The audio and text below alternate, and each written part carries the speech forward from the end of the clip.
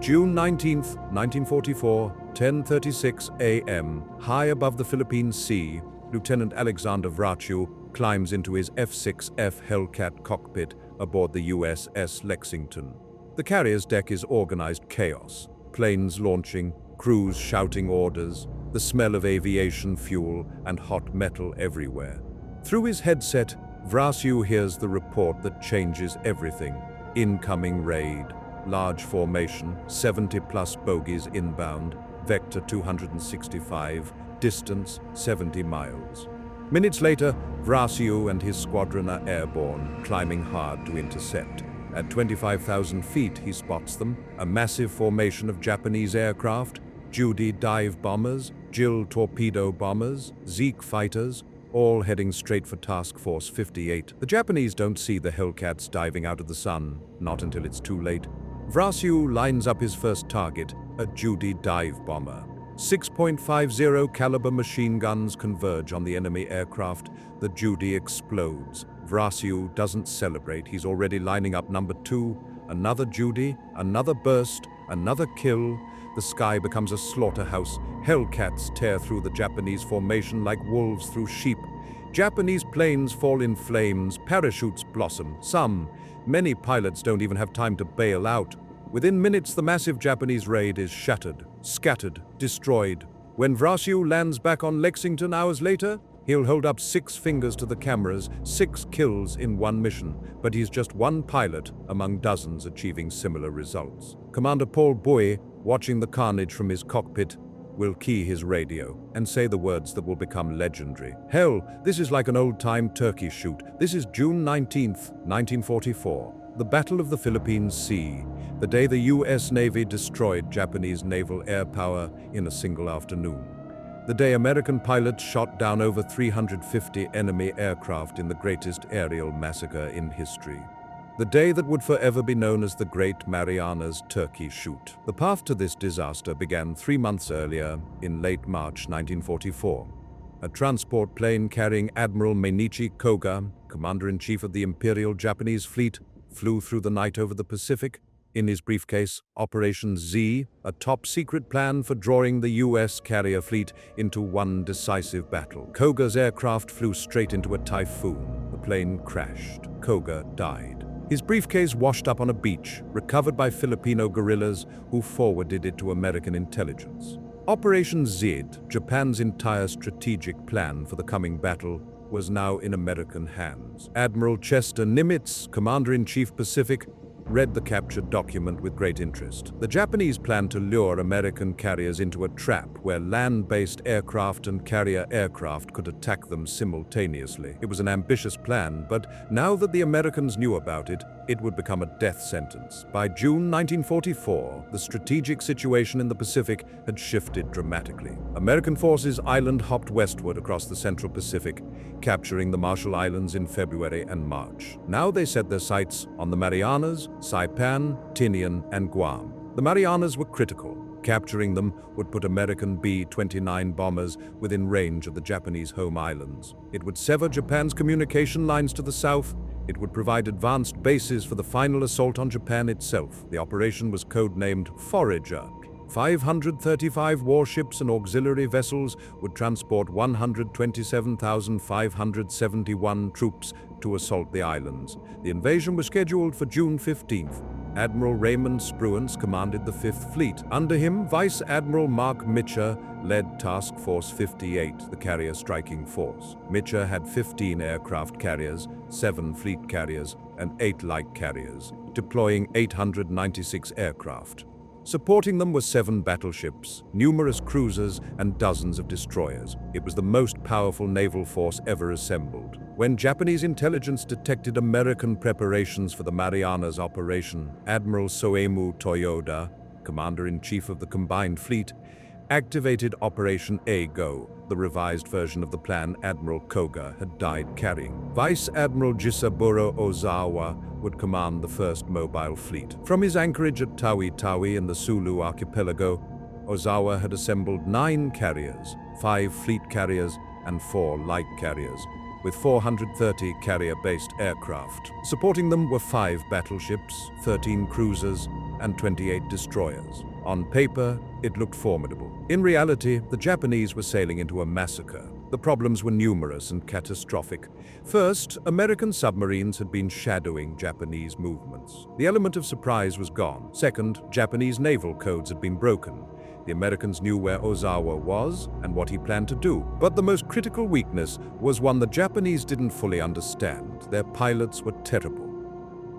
At Midway in 1942, at the Coral Sea, at Guadalcanal, and in dozens of smaller engagements, Japan had lost entire air groups. Veteran pilots who had bombed Pearl Harbor, who had years of training and combat experience, had been killed in droves. Japan's strategy of fighting to the death, of never surrendering or bailing out, meant pilot losses were catastrophic. By June 1944, Japanese carrier air groups were filled with barely trained novices. Some had fewer than 100 hours of flight time. Many had never practiced carrier landings. Some had never fired their guns at aerial targets. The American pilots, by contrast, were superbly trained. The U.S. Navy's strategy was the opposite of Japan's. Rotate experienced pilots home to train the next generation. Keep your aces alive, build institutional knowledge. By 1944, American naval aviators received extensive training before ever seeing combat. They practiced gunnery relentlessly. They learned tactics specifically designed to counter the Zero, and they flew a new aircraft specifically designed to dominate the Pacific skies. The F6F Hellcat was everything the earlier F4F Wildcat wasn't. Faster, more powerful, better armored, more heavily armed. The Hellcat had been designed with one purpose: destroy the Zero. The Zero remained more maneuverable, capable of tighter turns and better dogfighting characteristics. But American pilots were trained specifically not to dogfight with Zeros. Instead, they used the Hellcat's advantages: superior speed, better diving characteristics, and heavier firepower. The tactic was simple: dive on the enemy from above, make a high-speed pass with guns blazing, then use superior speed to zoom back to altitude before the Zero could respond. Never slow down, never turn with a Zero. Use speed and altitude advantage. The Hellcat's 6.50 caliber machine guns gave it devastating firepower. A 2-second burst could destroy any Japanese aircraft. The Hellcat's armor protected pilots from return fire. Its self-sealing fuel tanks meant it could take hits without exploding. By June 1944, the Hellcat had become the standard U.S. Navy fighter, and its pilots were eager to prove its worth against the legendary Zero. They would get their chance very soon. On June 11th, Task Force 58 began bombing the Marianas. American fighters and bombers pounded Saipan, Tinian, and Guam, destroying Japanese aircraft on the ground and suppressing anti-aircraft defenses. The Japanese scrambled what aircraft they had to defend the islands. American pilots were surprised to find Japanese fighters already in the air, not caught on the ground as expected. Fierce dogfights erupted. The Americans won decisively, but it was a preview of Japanese determination. Over the next 4 days, Task Force 58 continued pounding the islands. 2 carrier groups sailed north to attack Chichijima and Iwo Jima, preventing reinforcements from being flown south. The other 2 groups continued attacking Saipan and Tinian. On June 15th, covered by an air umbrella and naval gunfire, 2 Marine divisions landed on Saipan's west coast. The invasion had begun. Japanese activity convinced Admiral Spruance that Ozawa's fleet was coming. He postponed the planned invasion of Guam and prepared Task Force 58 for a major fleet action. Under Vice Admiral Willis Lee, Spruance created a separate battleship task force: 7 battleships, 4 heavy cruisers, and 13 destroyers, to form a screen in front of the carriers. American submarines reported Ozawa's movements. The submarine Flying Fish spotted his carriers leaving the Philippines. The submarine Seahorse reported Japanese battleships moving north. The submarine Kavala tracked the main Japanese force. The stage was set for the largest carrier battle in history. Throughout June 18th, neither commander knew the precise location of the other. American submarines provided updates on Japanese positions, but Ozawa kept changing course, making tracking difficult. Ozawa had organized his fleet into 3 forces. Force A comprised 3 fleet carriers: Taihō, Ozawa's flagship, Zuikaku, and Shōkaku, with 207 aircraft. These were Japan's most valuable remaining carriers. Force B, under Rear Admiral Joshima, had 2 fleet carriers, Junyo and Hiyo, and the light carrier Ryuho, with 135 aircraft. Force C, 125 miles ahead under Vice Admiral Kurita, consisted of 3 light carriers with 88 aircraft, escorted by 4 battleships. Ozawa had 2 advantages. First, his aircraft had longer range than American planes. Japanese Zeke fighters and Jill torpedo bombers could attack at extended distances, then fly on to land at Japanese-held Guam to refuel before returning to their carriers. Second, his reconnaissance seaplanes on battleships and cruisers had greater range than any American aircraft. But these advantages were theoretical. In practice, they would prove meaningless. As night fell on June 18th, Mitscher requested permission to sail west during the night so his carriers could be in position to strike at dawn. Spruance denied the request. He feared Japanese forces might slip past him during darkness to attack the invasion beaches at Saipan. Mitscher had to remain close to the landing forces. It was a controversial decision. Many of Mitscher's officers believed they'd lost an opportunity to catch the Japanese off guard. But Spruance's primary mission was protecting the invasion, not hunting Japanese carriers. He would not be lured away from his objective. As dawn broke on June 19th, the 2 fleets were approximately 300 miles apart. Both commanders knew battle was imminent. Neither knew exactly where the other was. That was about to change. At 4:45 a.m. on June 19th, Ozawa catapulted 16 reconnaissance seaplanes from his escort ships to search for the Americans. At 7:30 a.m., one spotted Task Group 58.1 and radioed the position. Ozawa now had his target.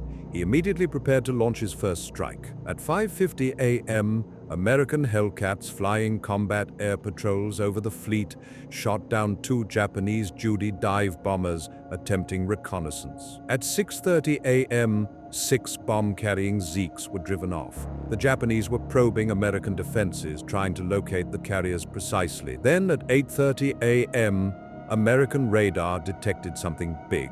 Multiple bogies over Guam, approximately 100 miles west. Mitscher immediately sent 12 Hellcats from each of his 3 southern task groups to intercept. They found Japanese aircraft taking off from Guam's airfield, reinforcements flying in from Truk and Yap Islands. The Hellcats dove on the Japanese planes as they formed up. It was a massacre. The Japanese aircraft were low, slow, just getting airborne. They were defenseless. Within minutes, 30 Zekes and Hamps lay burning on and around Guam's airfield.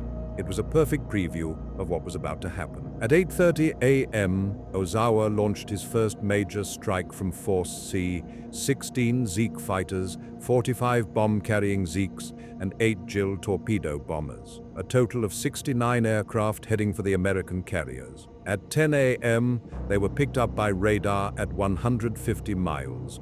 Detected by Admiral Lee's battleship screen. Mitscher immediately recalled the Hellcats from Guam and ordered all task groups to prepare for maximum fighter effort. At 10:23 a.m., he gave the executive order. Hellcats launched from all carriers. Within minutes, over 200 American fighters were airborne, stacked between 17,000 and 23,000 feet, waiting.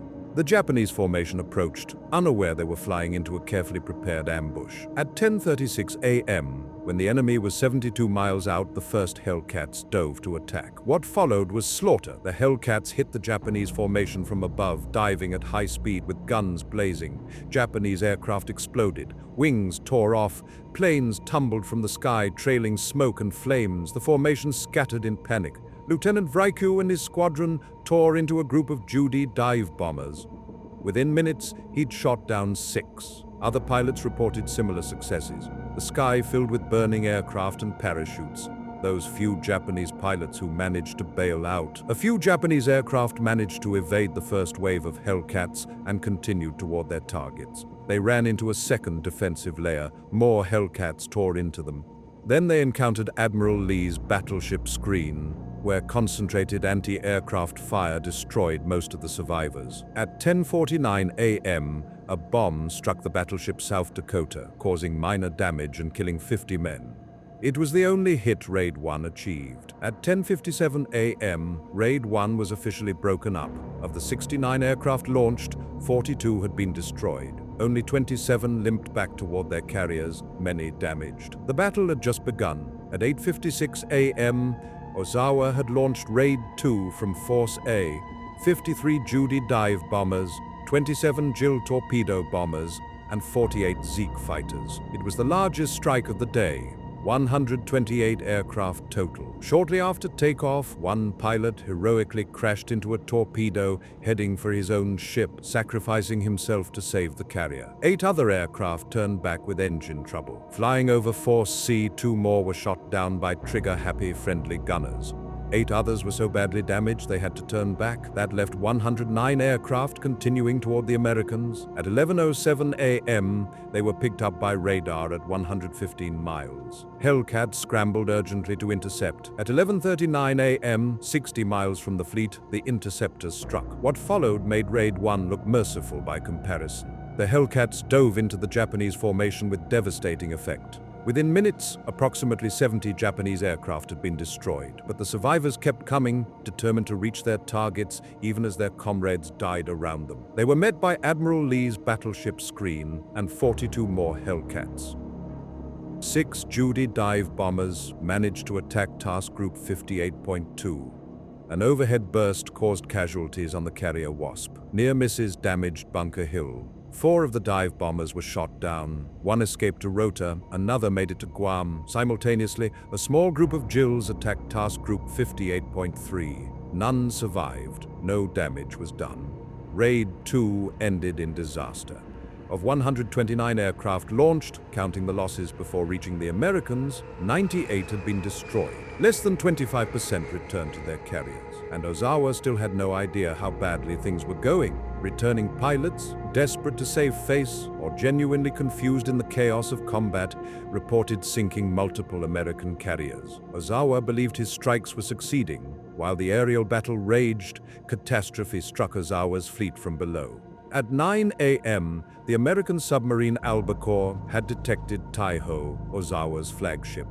The submarine maneuvered into attack position. At 9:08 a.m., Albacore fired 6 torpedoes. A Japanese pilot, heroically diving his aircraft into one of the torpedoes to save his flagship, succeeded in destroying that torpedo but not the others. 1 torpedo struck Taihō's starboard side. The damage initially seemed minor. Taihō continued operations, launching and recovering aircraft, but the torpedo had ruptured aviation fuel tanks. Fumes began spreading throughout the ship.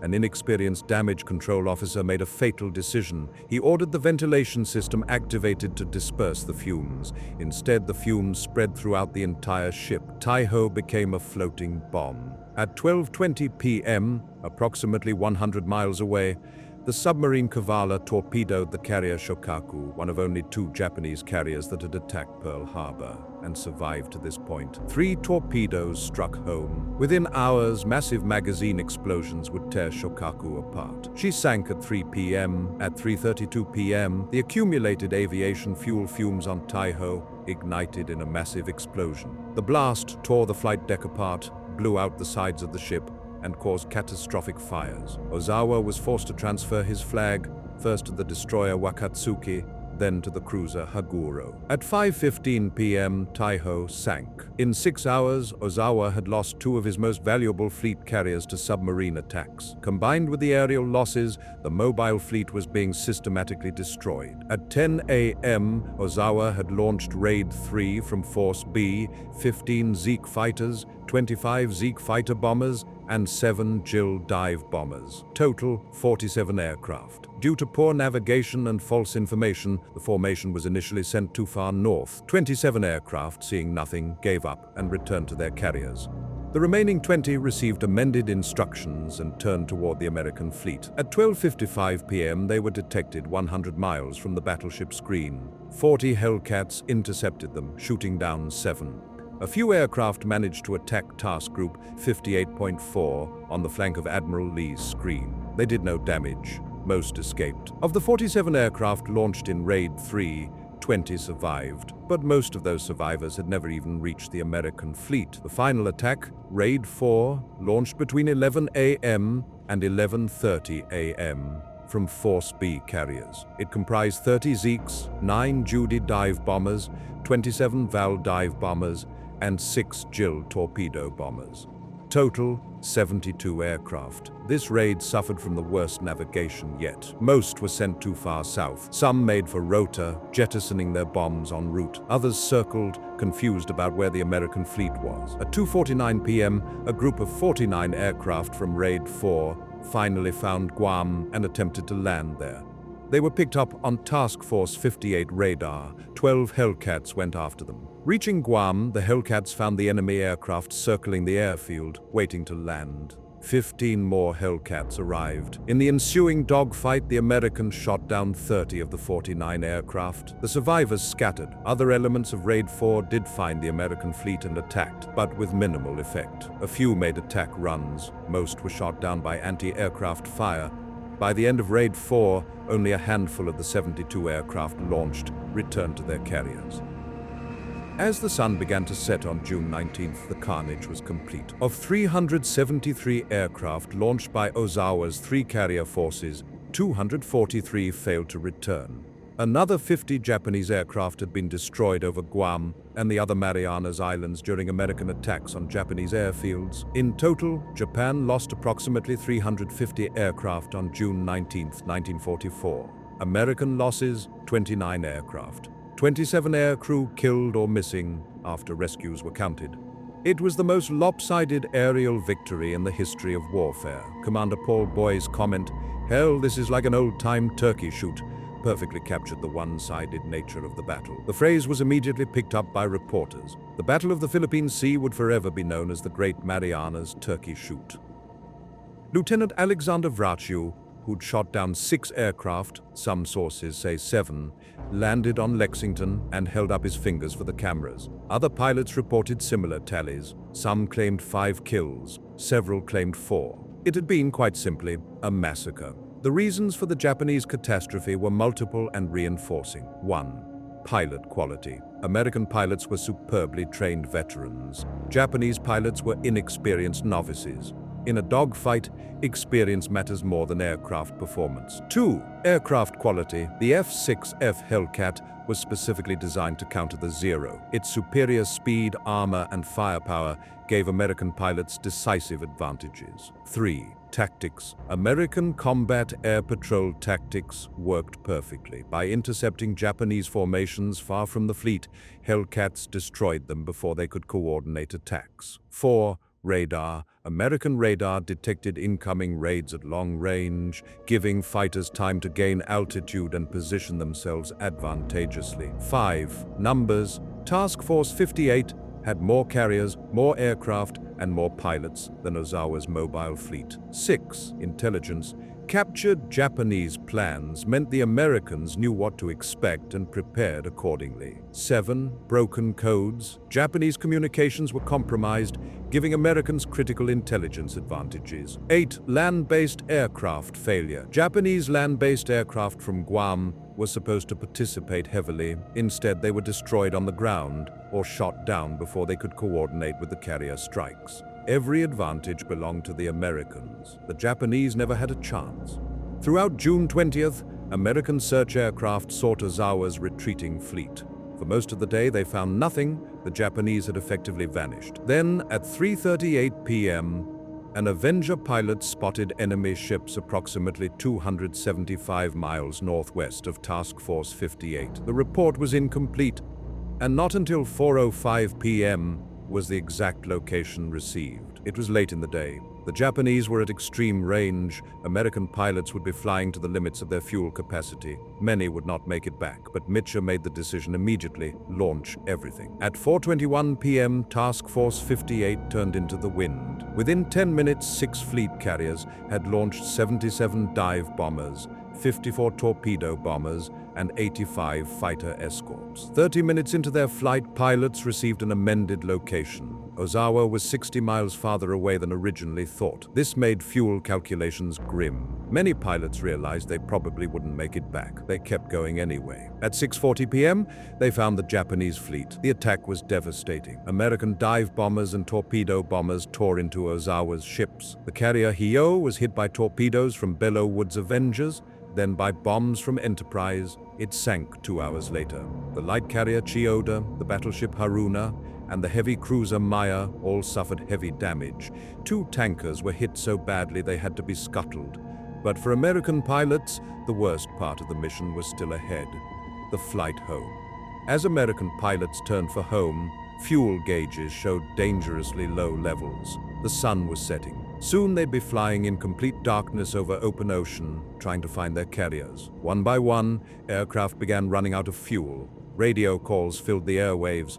"This is Blue 4. I'm going in. Position." Another, "Red 2 here.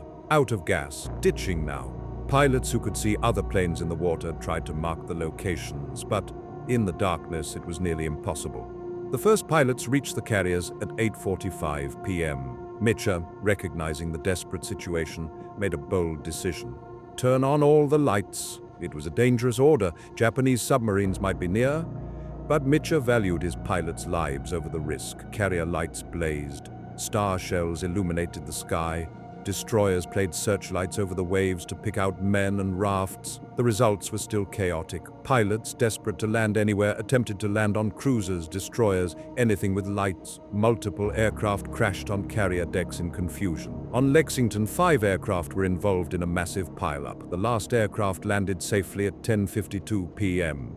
In addition to 20 aircraft lost over the Japanese fleet, 80 more were lost on the way back. 17 Hellcats, 35 Helldivers, and 28 Avengers. Most ditched when they ran out of fuel, but a massive rescue operation saved most crews. Only 16 pilots and 33 crewmen were lost during this phase of the operation. It was a remarkable achievement, made possible by Mitscher's decision to light up the fleet despite the danger. Throughout June 21st, Task Force 58 continued pursuing the Japanese fleet. American search aircraft scoured the area, but Ozawa had escaped. By 7:43 a.m., the enemy was 360 miles away and moving fast. At 8:30 p.m. on June 21st, Spruans called off the pursuit. The Japanese had gotten away.